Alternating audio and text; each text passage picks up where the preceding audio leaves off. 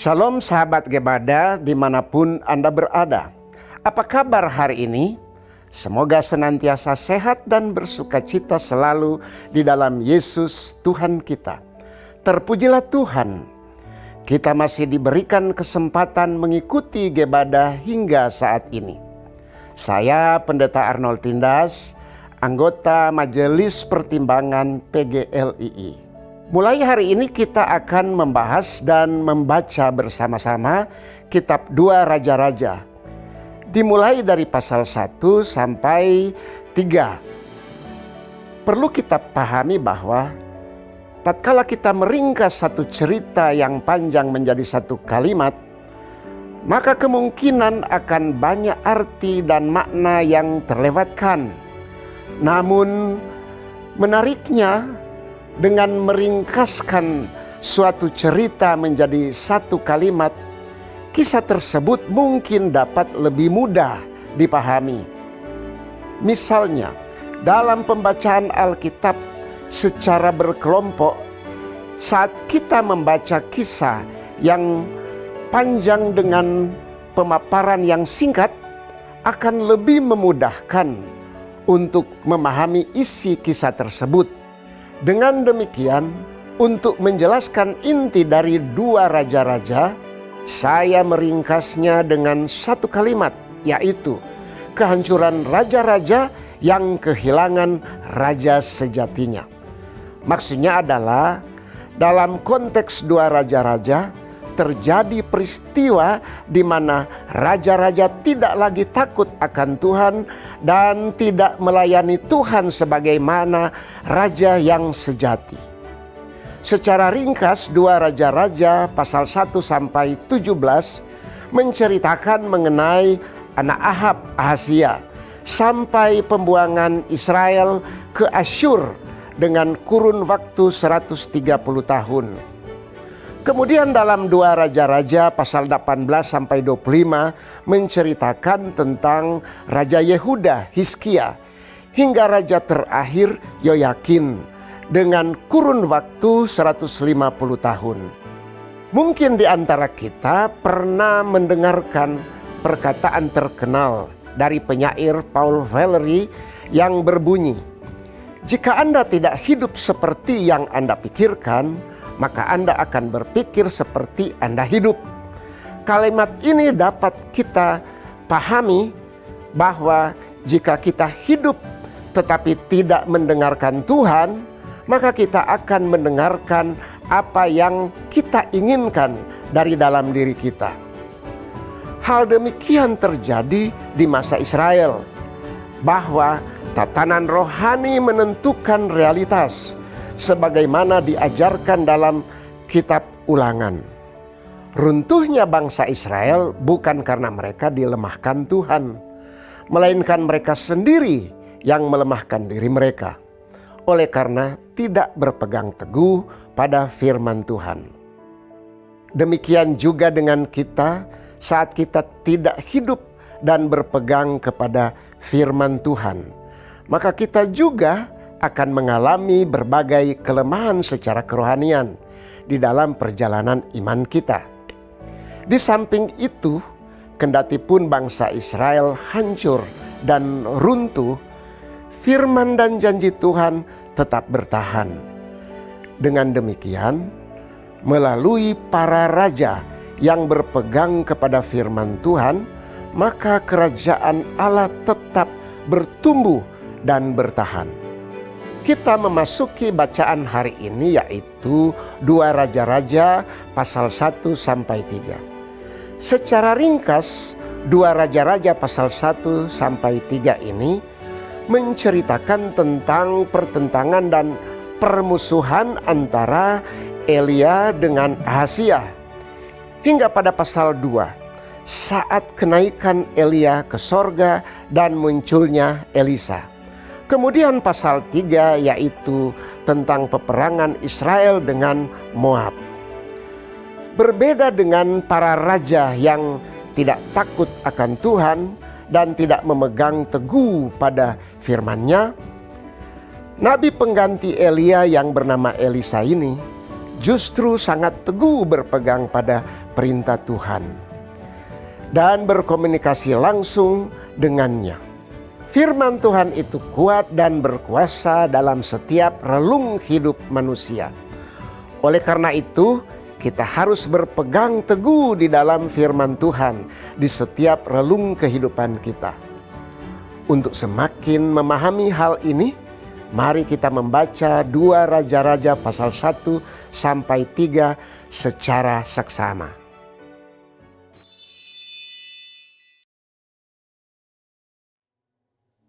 Sesudah Ahab mati, maka memberontaklah Moab terhadap Israel.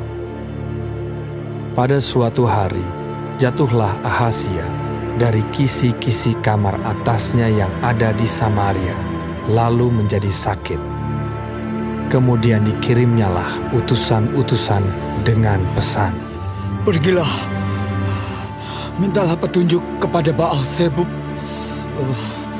Allah di Ekron.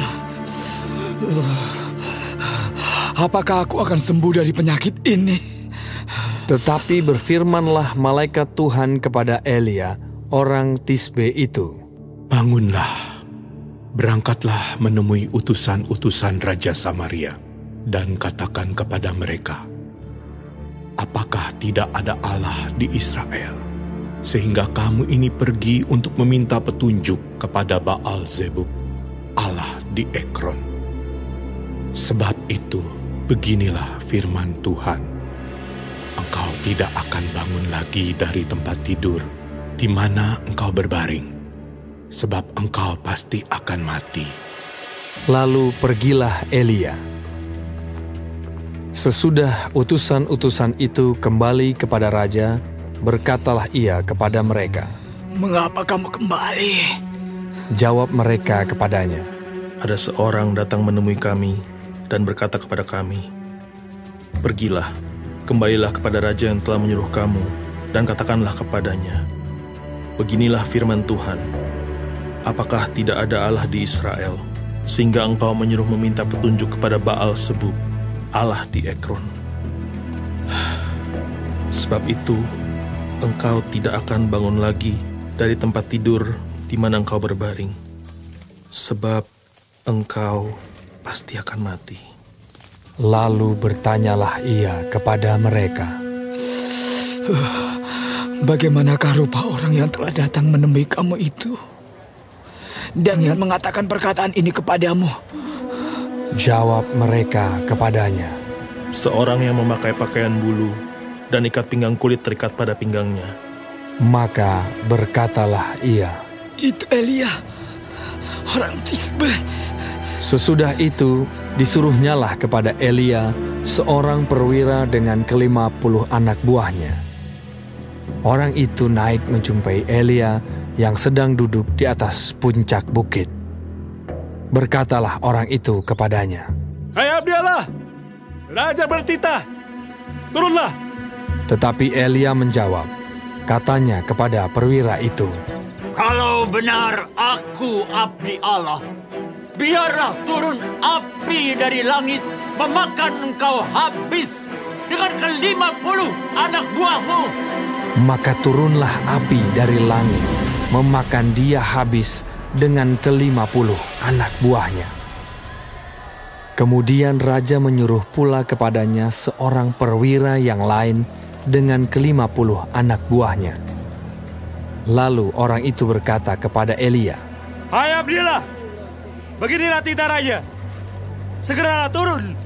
Tetapi Elia menjawab mereka, "Kalau benar aku abdi Allah, biarlah turun api dari langit memakan engkau habis dengan ke-50 anak buahmu." Maka turunlah api Allah dari langit memakan dia habis dengan ke-50 anak buahnya. Kemudian raja menyuruh pula seorang perwira yang ketiga dengan ke-50 anak buahnya. Lalu naiklah perwira yang ketiga itu, dan sesudah sampai, berlututlah ia di depan Elia, serta memohon belas kasihan kepadanya.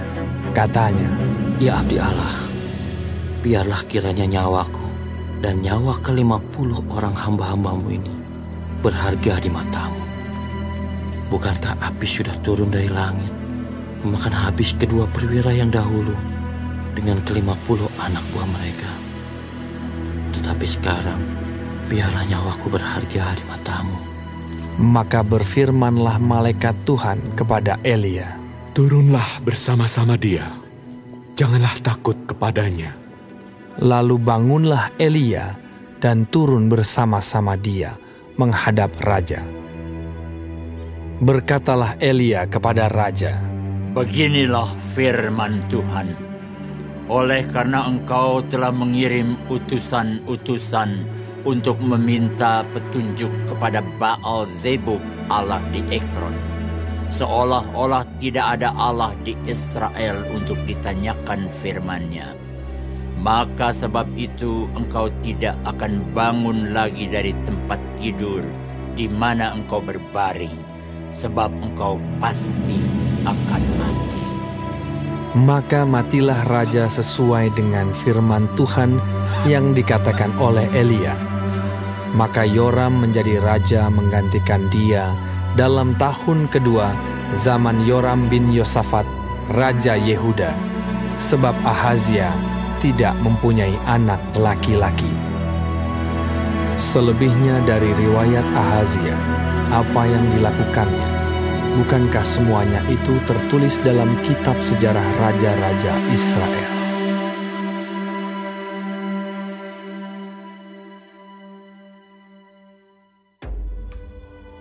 Menjelang saatnya Tuhan hendak menaikkan Elia ke sorga dalam angin badai, Elia dan Elisa sedang berjalan dari Gilgal. Berkatalah Elia kepada Elisa, baiklah tinggal di sini, sebab Tuhan menyuruh aku ke Betel. Tetapi Elisa menjawab, demi Tuhan yang hidup dan demi hidupmu sendiri, sesungguhnya aku tidak akan meninggalkan engkau. Lalu pergilah mereka ke Betel. Pada waktu itu, keluarlah rombongan nabi yang ada di Betel mendapatkan Elisa. Lalu berkatalah mereka kepadanya, sudahkah engkau tahu bahwa pada hari ini Tuhanmu akan diambil daripadamu oleh Tuhan, terangkat ke sorga? Jawabnya, aku juga tahu, diamlah. Berkatalah Elia kepadanya, hei Elisa, baiklah tinggal di sini, sebab Tuhan menyuruh aku ke Yeriko. Tetapi jawabnya, demi Tuhan yang hidup dan demi hidupmu sendiri, sesungguhnya aku tidak akan meninggalkan engkau. Lalu sampailah mereka di Yeriko. Pada waktu itu, mendekatlah rombongan nabi yang ada di Yeriko kepada Elisa serta berkata kepadanya, sudahkah engkau tahu bahwa pada hari ini Tuhanmu akan diambil daripadamu oleh Tuhan, terangkat ke sorga? Jawabnya, aku juga tahu, diamlah. Berkatalah Elia kepadanya, baiklah tinggal di sini, sebab Tuhan menyuruh aku ke sungai Yordan. Jawabnya, demi Tuhan yang hidup dan demi hidupmu sendiri, sesungguhnya aku tidak akan meninggalkan engkau. Lalu berjalanlah keduanya. 50 orang dari rombongan nabi itu ikut berjalan, tetapi mereka berdiri memandang dari jauh ketika keduanya berdiri di tepi sungai Yordan. Lalu Elia mengambil jubahnya, digulungnya, dipukulkannya ke atas air itu. Maka terbagilah air itu ke sebelah sini dan ke sebelah sana, sehingga menyeberanglah keduanya dengan berjalan di tanah yang kering. Dan sesudah mereka sampai di seberang, berkatalah Elia kepada Elisa, mintalah apa yang hendak kulakukan kepadamu sebelum aku terangkat daripadamu. Jawab Elisa, biarlah kiranya aku mendapat 2 bagian dari rohmu. Berkatalah Elia, yang kau minta itu adalah sukar. Tetapi jika engkau dapat melihat aku terangkat daripadamu, akan terjadilah kepadamu seperti yang demikian.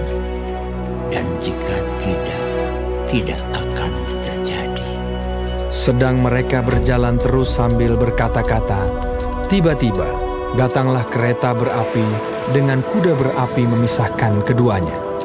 Lalu naiklah Elia ke sorga dalam angin badai. Ketika Elisa melihat itu, maka berteriaklah ia, Bapakku! Bapakku! Kereta Israel dan orang-orangnya yang berkuda. Kemudian tidak dilihatnya lagi, lalu direngkutkannya pakaiannya dan dikoyakannya menjadi 2 koyakan. Sesudah itu, dipungutnya jubah Elia yang telah terjatuh. Lalu ia berjalan, hendak pulang dan berdiri di tepi sungai Yordan. Ia mengambil jubah Elia yang telah terjatuh itu, dipukulkannya ke atas air itu sambil berseru, Di manakah Tuhan Allah Elia? Ia memukul air itu, lalu terbagi ke sebelah sini dan ke sebelah sana, maka menyeberanglah Elisa. Ketika rombongan nabi yang dari Yerikho itu melihat dia dari jauh, mereka berkata, Roh Elia telah hingga pada Elisa. Mereka datang menemui dia, lalu sujudlah mereka kepadanya sampai ke tanah. Mereka berkata, Coba lihat, di antara hamba-hambamu ini ada 50 orang laki-laki, orang-orang tangkas. Biar mereka itu pergi mencari Tuhanmu. Jangan-jangan ia diangkat oleh roh Tuhan dan dilemparkannya ke atas salah satu gunung atau ke dalam salah satu lembah. Elisa menjawab, Janganlah suruh pergi. tetapi ketika mereka mendesak-desak dia sampai memalukan, maka berkatalah ia, Suruhlah pergi. mereka menyuruh 50 orang. Orang-orang ini mencari 3 hari lamanya, tetapi tidak bertemu dengan Elia.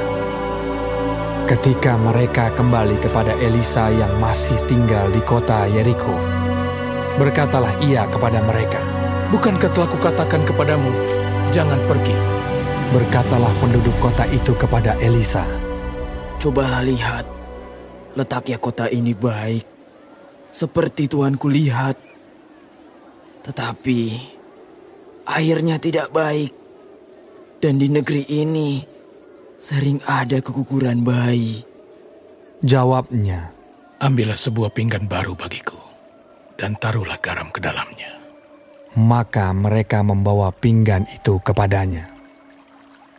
Kemudian pergilah ia ke mata air mereka dan melemparkan garam itu ke dalamnya, serta berkata, Beginilah firman Tuhan, telah kusehatkan air ini, maka tidak akan terjadi lagi olehnya kematian atau keguguran bayi.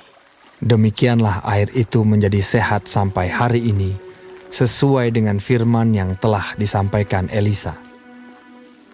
Elisa pergi dari sana ke Betel, dan sedang ia mendaki, maka keluarlah anak-anak dari kota itu, lalu mencemoohkan dia serta berseru kepadanya.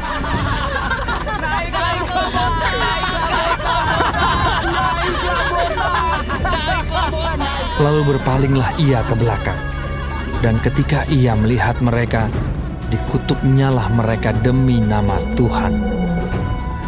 Maka keluarlah 2 ekor beruang dari hutan, lalu mencabik-cabik dari mereka 42 orang anak. Dari sana pergilah ia ke Gunung Karmel, dan dari sana pula kembalilah ia ke Samaria.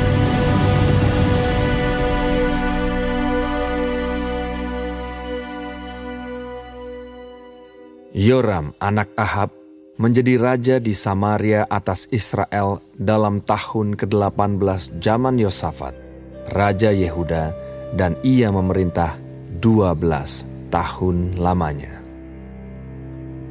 Ia melakukan apa yang jahat di mata Tuhan, tetapi bukan seperti ayahnya dan seperti ibunya.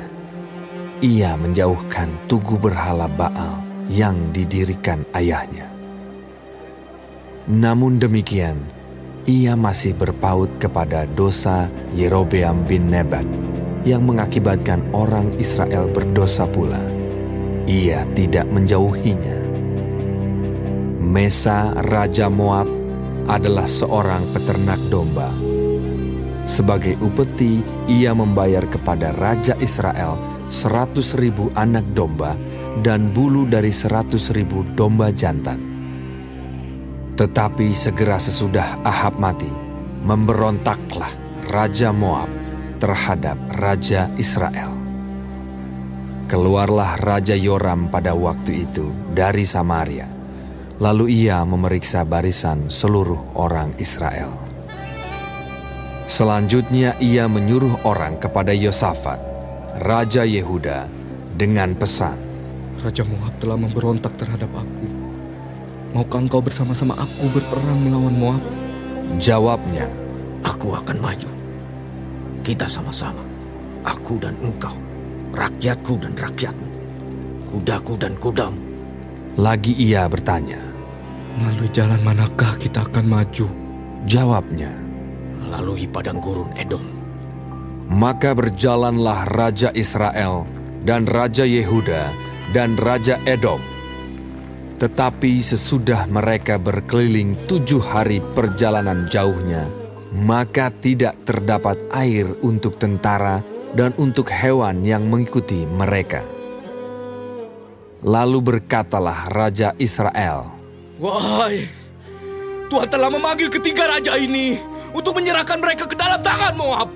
Tetapi bertanyalah Yosafat, Tidak adakah di sini seorang nabi Tuhan, supaya dengan perantarannya kita meminta petunjuk Tuhan? Lalu salah seorang pegawai Raja Israel menjawab, katanya, Di sini ada Elisa bin Safat yang dahulu melayani Elia. Berkatalah Yosafat, Memang padanya ada firman Tuhan. sesudah itu pergilah Raja Israel dan Yosafat dan Raja Edom kepada Elisa. Tetapi berkatalah Elisa kepada Raja Israel, Apakah urusanku dengan engkau? Pergilah kepada para nabi ayahmu dan kepada para nabi ibumu. Jawab Raja Israel kepadanya, Jangan begitu, sebab Tuhan memanggil ketiga raja ini untuk menyerahkan mereka ke dalam tangan orang Moab. Berkatalah Elisa, Demi Tuhan semesta alam yang hidup, yang di hadapannya aku menjadi pelayan. Jika tidak karena Yosafat, Raja Yehuda, maka sesungguhnya aku ini tidak akan memandang dan melihat kepadamu. Maka sekarang, jemputlah bagiku seorang pemetik kecapi. pada waktu pemetik kecapi itu bermain kecapi, maka kekuasaan Tuhan meliputi dia. Kemudian berkatalah ia, Beginilah firman Tuhan. Biarlah di lembah ini dibuat parit-parit. Sebab beginilah firman Tuhan. Kamu tidak akan mendapat angin dan hujan. Namun lembah ini akan penuh dengan air. Sehingga kamu serta ternak sembelihan dan hewan pengangkut dapat minum. Dan itu pun adalah perkara ringan di mata Tuhan. Juga orang Moab akan diserahkannya ke dalam tanganmu. Kamu akan memusnahkan segala kota yang berkubu dan segala kota pilihan. Kamu akan menumbangkan segala pohon yang baik. Kamu akan menutup segala mata air. Dan kamu akan merusakkan segala ladang yang baik dengan batu-batu. keesokan harinya ketika orang mempersembahkan korban, datanglah dengan tiba-tiba air dari arah Edom, lalu penuhlah negeri itu dengan air. Ketika didengar seluruh orang Moab bahwa ketiga raja itu telah maju memerangi mereka, maka dikerahkanlah semua orang yang masih sanggup menyandang pedang, bahkan orang-orang yang lebih tua juga. Kemudian mereka ditempatkan di tepi perbatasan. Keesokan harinya pagi-pagi, ketika matahari bersinar atas permukaan air itu, tampaklah kepada orang Moab itu bahwa air di sebelah depannya merah seperti darah. Lalu berserulah mereka, Itu darah! Tentulah raja-raja itu telah berbunuh-bunuhan. yang seorang membunuh yang lain.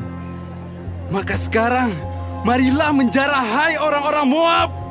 Tetapi ketika mereka sampai ke perkemahan orang Israel, maka bangkitlah orang Israel itu, lalu memukul orang-orang Moab sehingga mereka lari dari situ. Dan makin jauhlah mereka menerobos ke dalam Moab, sambil menewaskan orang-orang Moab itu. Mereka meruntuhkan kota-kota dan menutupi setiap ladang yang baik dengan batu, karena setiap orang melemparkan batu ke atasnya. Mereka menutup segala mata air dan menumbangkan segala pohon yang baik, sampai hanya Kir Hareset saja yang ditinggalkan. Tetapi kota ini ditembaki oleh orang-orang pengumban dari segala penjuru. Ketika Raja Moab melihat bahwa peperangan itu terlalu berat baginya, diambilnyalah 700 orang pemegang pedang bersama-sama dia untuk menerobos ke jurusan Raja Edom, tetapi tidak berhasil. Kemudian ia mengambil anaknya yang sulung, yang akan menjadi raja menggantikan dia, lalu mempersembahkannya sebagai korban bakaran di atas pagar tembok. Tetapi kegusaran besar menimpa orang Israel, sehingga mereka berangkat meninggalkan dia dan pulang ke negeri mereka.